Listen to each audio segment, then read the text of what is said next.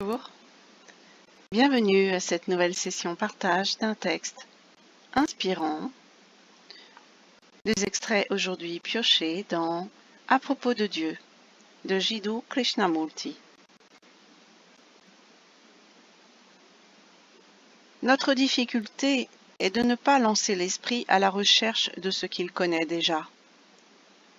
Et cela ne peut se produire que lorsque l'esprit saisit sa propre nature, comprend comment tout son mouvement, issu du passé, se projette à travers le présent dans le futur.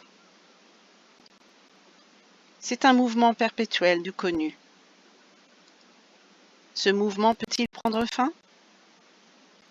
Il ne peut se terminer que lorsque le mécanisme de son processus est compris, que l'esprit comprend sa propre nature et son fonctionnement, ses modes, ses objectifs, ses poursuites et ses demandes, et non seulement les demandes superficielles, mais les besoins et les mobiles intérieurs profonds.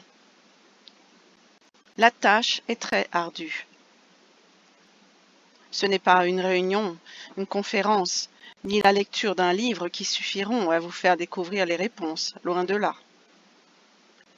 Il faut une observation de tous les instants, une perception claire et constante de chaque mouvement de la pensée, non seulement à l'état de veille, mais même pendant le sommeil. Ce doit être un processus total et non sporadique ou partiel. Et il faut aussi que l'intention soit juste, c'est-à-dire qu'il faut abolir cette superstition selon laquelle nous aurions tous en nous la soif de l'inconnu. C'est une illusion de croire que nous sommes tous à la recherche de Dieu. Rien n'est moins vrai. La lumière, nous n'avons pas besoin d'aller à sa recherche. Une fois dissipées les ténèbres, la lumière sera. Et ce n'est pas par les ténèbres que nous pouvons accéder à la lumière. Tout ce que nous pouvons faire, c'est ôter les barrières qui créent les ténèbres. Et tout dépend pour cela de l'intention qui nous anime. Si vous les ôtez en ayant un but en vue, voir la lumière, alors vous n'ôtez rien du tout. Vous ne faites que substituer aux ténèbres le mot lumière.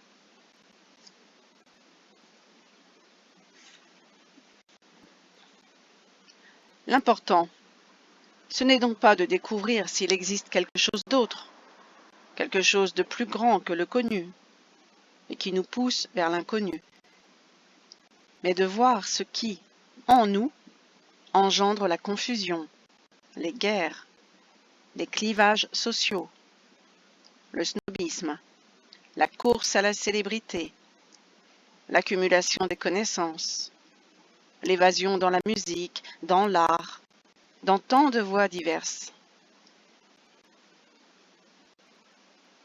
L'important, de toute évidence, c'est de voir toutes ces situations telles qu'elles sont et de revenir à nous-mêmes tels que nous sommes.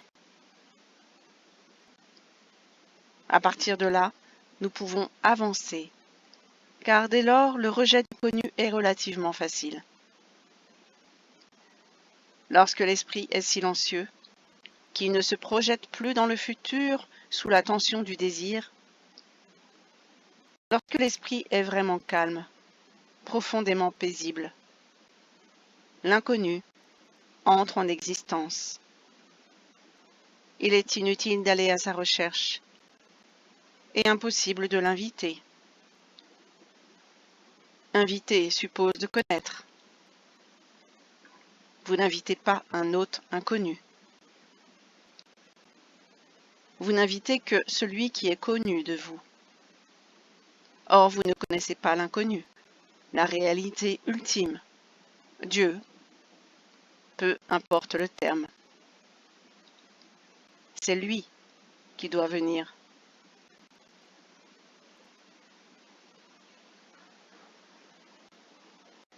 Voici donc pour ce partage, magnifique texte de Jiddu Krishnamurti.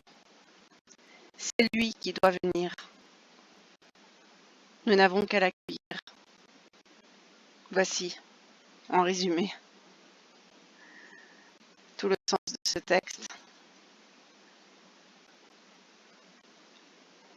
Il faut une observation de tous les instants, une perception claire et constante.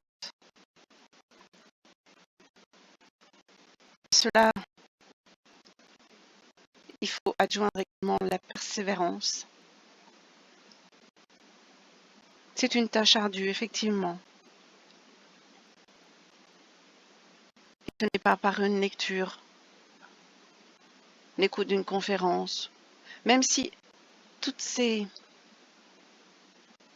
déploiements sont comme des petites pierres sur le chemin, sont comme des pointeurs.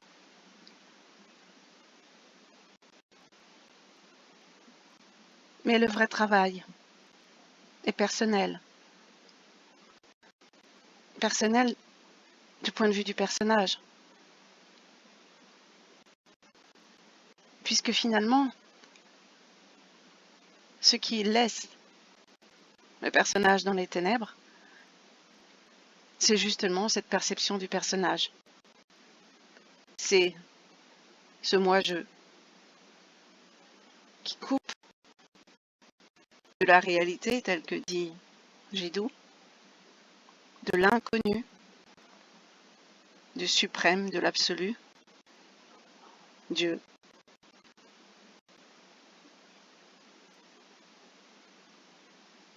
Et ce sont ces miasmes, ces attachements du personnage qui coupent, qui créent les ténèbres.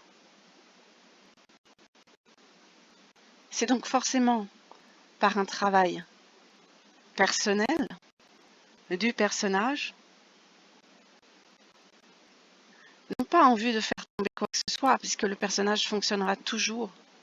Il ne peut pas fonctionner autrement, tel qu'il est constitué, c'est-à-dire d'un corps, d'un mental, oui, d'un esprit, puis d'une âme, d'une conscience.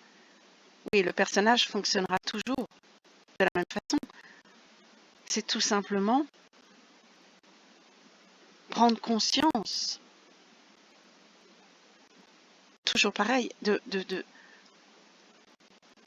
la puissance, de la prégnance du corps et du mental qui tiennent prisonnier ce personnage dans son étau et qui le coupe de ce fait de sa véritable nature qui est la conscience que l'on appelle lumière. Donc finalement c'est par défaut retirer ce qu'il y a en trop.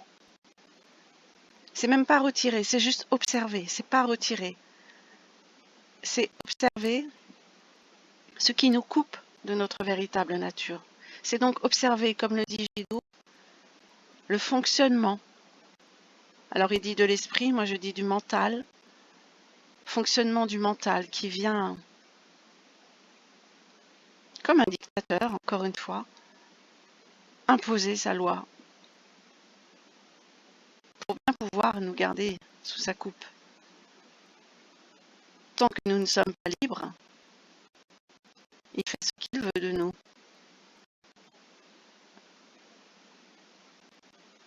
Mais tant que nous ne sommes pas libres, nous n'accédons pas à cette lumière qui est notre propre lumière, notre vérité absolue.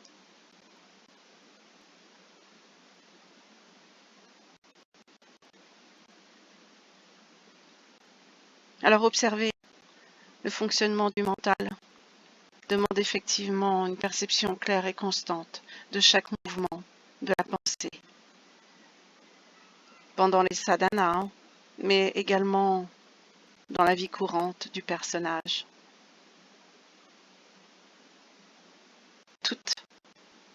Tout mouvement de pensée qui advient,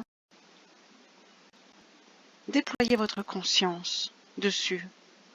Voir comment ce mouvement de pensée advient? Dans quelles circonstances? Est-ce que vous étiez au calme? Est-ce que vous étiez dans le brouhaha? Est-ce que ce mouvement de pensée s'est déclenché à la suite d'une parole qui vous a heurté, où l'orgueil a été touché?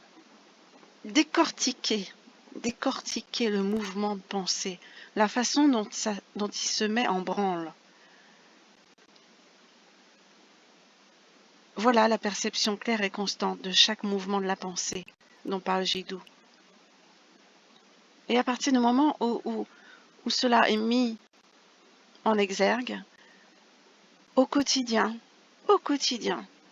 tel un rouleau compresseur, revenez tout le temps, remettez tout le temps votre ouvrage, remettez tout le temps, tous les jours, à chaque minute, dans chaque acte, dans chaque pensée, dans chaque... Regardez de l'extérieur, observez ce personnage.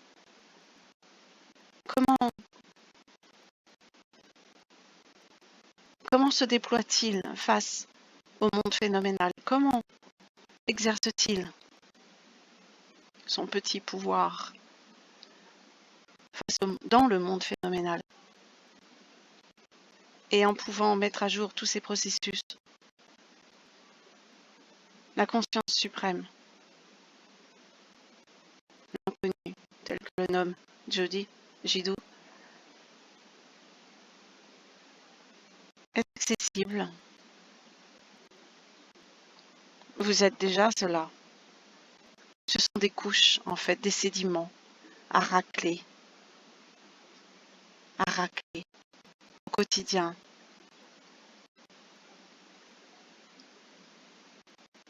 Comme si le diamant s'était encombré d'une couche, un voile. Mais ce diamant, c'est vous. Et il suffit de le frotter un peu sur toutes les facettes, de l'observer, qu'il rebrille de toute sa lumière, de tout son éclat, par la grâce divine. Il nous veut tous dans son amour.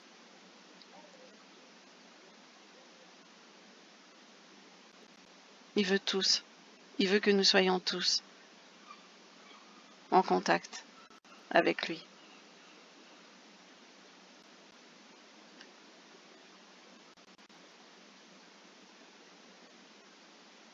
Merci de votre écoute. Merci de votre participation à ces partages.